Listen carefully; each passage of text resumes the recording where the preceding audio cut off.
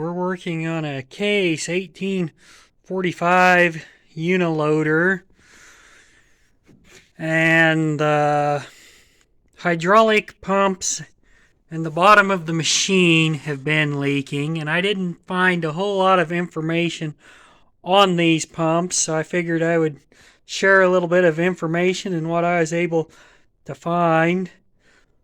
And to begin with, on these machines, when you take everything apart, it's fairly simple.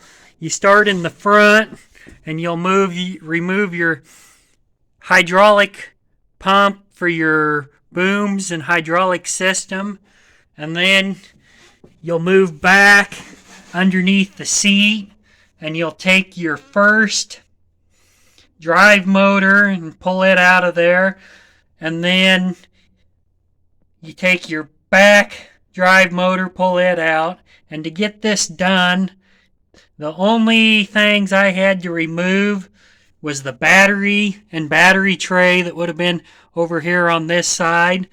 And I took the entire filter, canister, and housing, but you could just pull your canister off and gain the clearance. And then if you notice back in here, the U-joint isn't on the motor. To be able to get it apart from the pump, I had to pull the bolts out of the flywheel, and I slid the assembly forward. And then once I had slid the assembly forward, unbolted it from the flywheel, I took a torch and I had to heat that U-joint to ever get the splines to come off. This is what the pump and U-joint look like outside of the machine, but I had to slide it back through the cross member. The plate for the engine will go ahead and hit the cross member, but it'll give you enough room that you can take a torch and heat this coupler up. And then once I had done that, I took an air hammer to drive it off, and it pulled hard. There was a fair amount of corrosion. The splines and the shaft are very likely to be seized when you take that apart.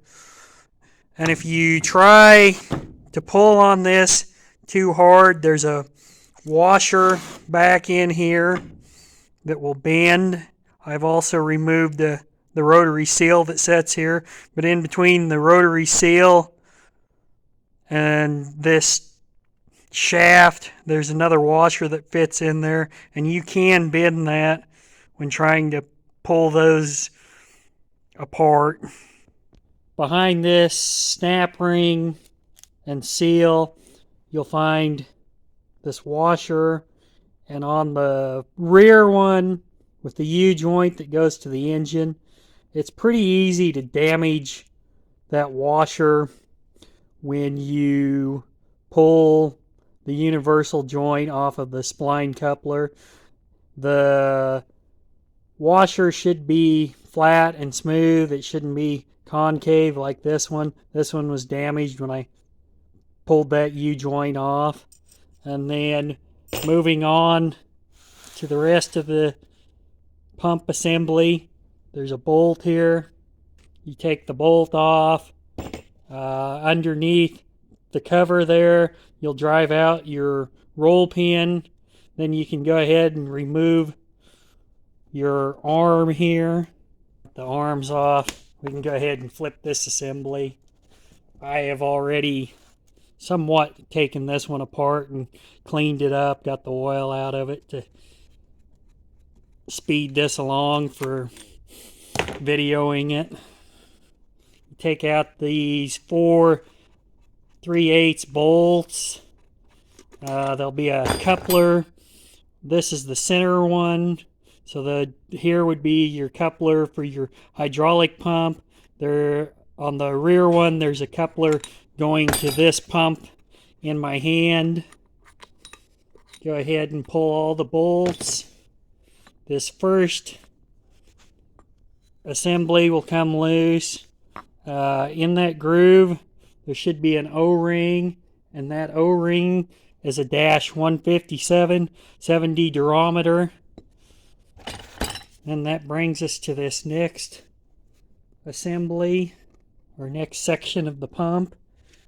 And it can be removed. There'll be a couple pry notches there and right in there.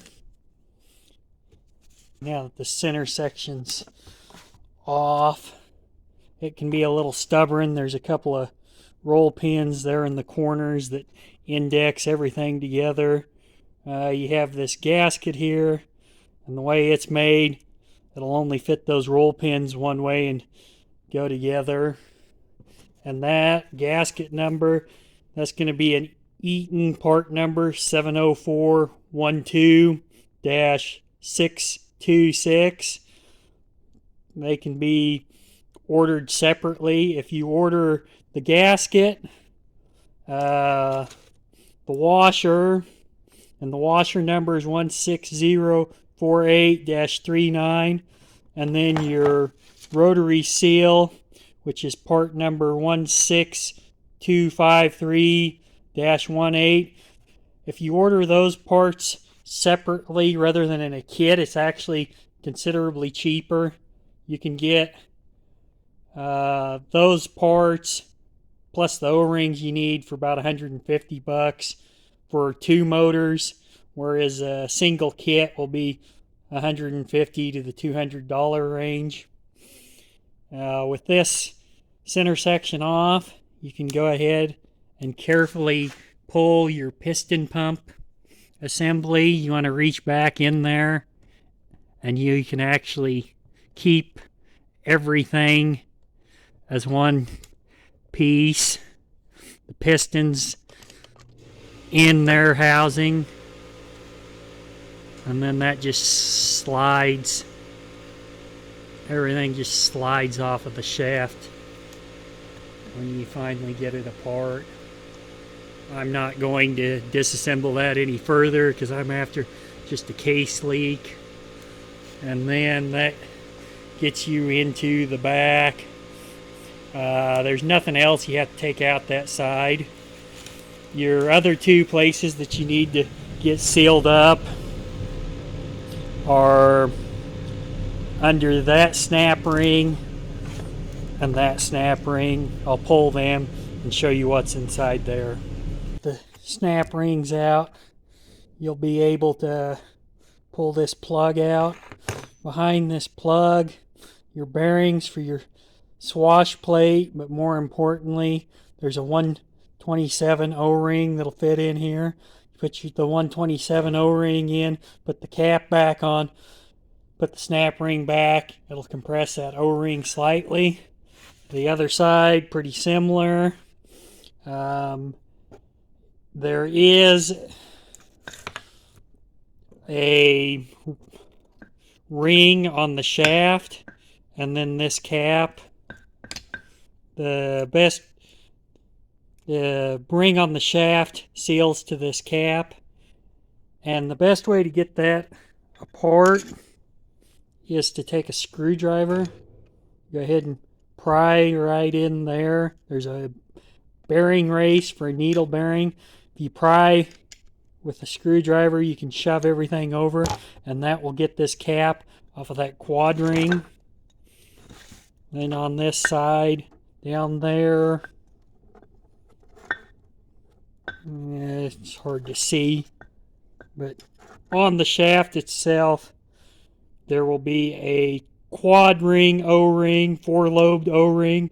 It's a dash 117, and then this cap, same as the other side, dash 127. You'll want to replace both of those to make sure your entire housing has been resealed.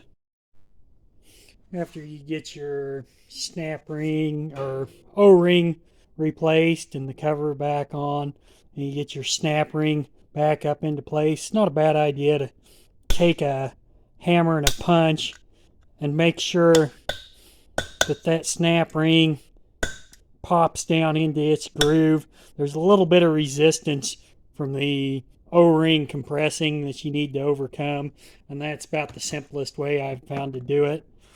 I've already put the piston assembly back in, and then you can start reassembling. Put your gasket on your plate. Okay, once your center section's up in place, your gasket is in between, you get your roll pins started. Then you just have to tap the roll pins into place, tap everything down. It'll start going down. Then you'll take your final section here, put your 157 O-ring in the groove, get it stretched, held down, and you will flip it down onto that section. Install your 4 bolts. Before you tighten them down, you'll probably want to go ahead and put in your pump coupler. At that point, your pump should be resealed. Here's my tip for helping to get this pump in and out of the skid loader. You take a chain down from the roof, wrap it around the pump, and make it the right length so that you can manipulate the pump, help support it a little bit. That'll help you get it in and out of the skid loader. It's been about 6 months since I resealed the drive pumps on this skid loader, and it's been a big improvement for the amount of oil that this machine leaks. I still have a few small drips maybe coming out of the hose fittings that I didn't necessarily get all the way tight again, but I'm pretty happy with the results. I can park it over concrete now, and there might be a few drips, but that's about it, which is quite the improvement from what it was before.